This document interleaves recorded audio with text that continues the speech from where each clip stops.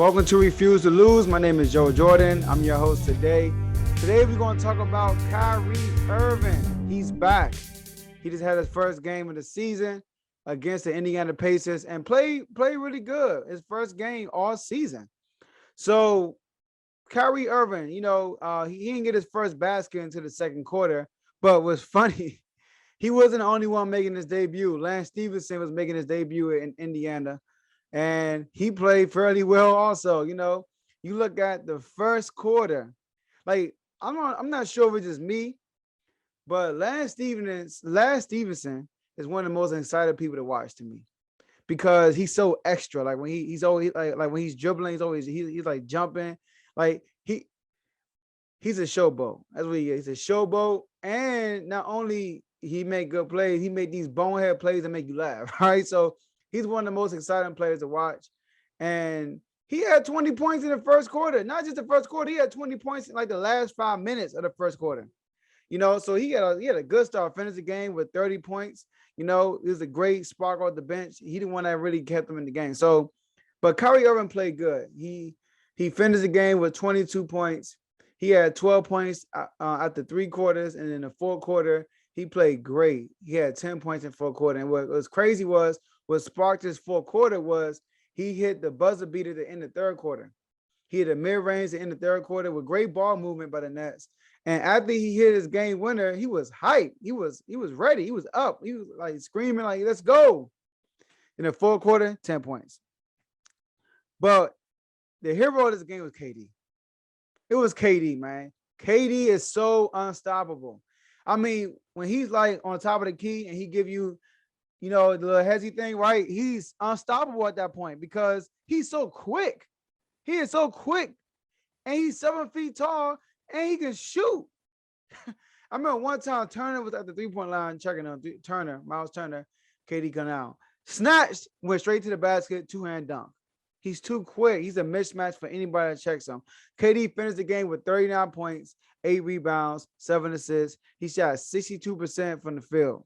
So he took over the game. He had 8 points in the fourth quarter, I believe. But Kyrie had a game high, was his 10 in the fourth quarter. Now, I was watching that game with Kyrie, and I was like, man, offensively, this team got some power.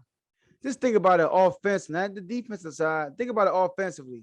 Patty Mills, Kyrie Irving, James Harden, KD, LaMarcus Aldridge. And people might say LaMarcus Aldridge had 13 points. He shot 6 from 8 from the field. LaMarcus Aldridge is still score the ball, right? And all these guys except Patty Mills can all get a basket on their own. But with Patty Mills out there, and this is all without Joe Harris. Imagine when Joe Harris come back. Woo! Telling y'all, man, this Nets team look very good. I just wish Kyrie Irving could play full time, but he's not vaccinated, which I'm okay with. And I'm glad. I'm proud of the way Kyrie Irving is handling the situation. He didn't complain. When they asked him to come back, he said, "Listen, I was ready to accept accept the consequences." But he did not know they were going to tell him to go home. But when they told him to go home, he never complained. Never complained. Never threw a fit. You didn't hear nothing in the media about Kyrie. He was a ghost, basically. And they called him. He cooperated. He came right in, played. He looked so happy. I mean, I'm just happy to see him happy, man. Really, because everybody been scoffing at him and going on him. Man, I'm like, listen, dude, this is a health decision. He went to Brooklyn he went to Brooklyn before COVID came. So just get that straight. So you can't say just because you got these people to Brooklyn that when the mandate comes, you have to get vaccinated for the team. Like when these people say he's not a team player, if I was this teammate, I'll be upset. I would not listen. It's a health situation. We have never been in a situation like this when there was a mandate on a vaccine for you to play. So you can't compare it to anything that we went through so far in the sports history. You can't. So that's my thing right there. Now, the Nets look pretty good, man. Not pretty good. It looked really good. KD was great last night. Like I said, he had 39 points.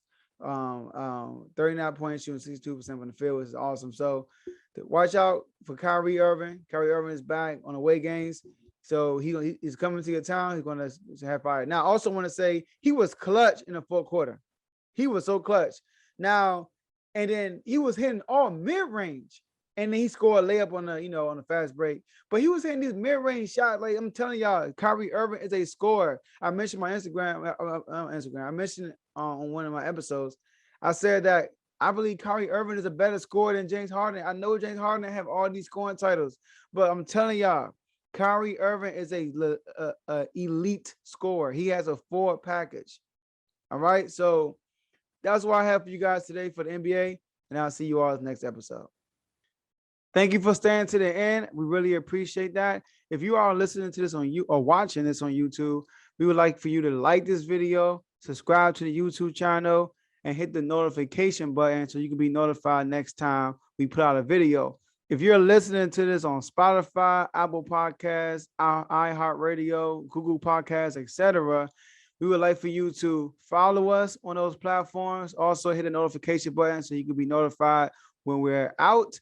And last but not least, no matter what platform you're listening to or you're watching it on, share it with someone you know, and they could be part of the movement also. So thank you guys for listening, and we'll see you guys next time.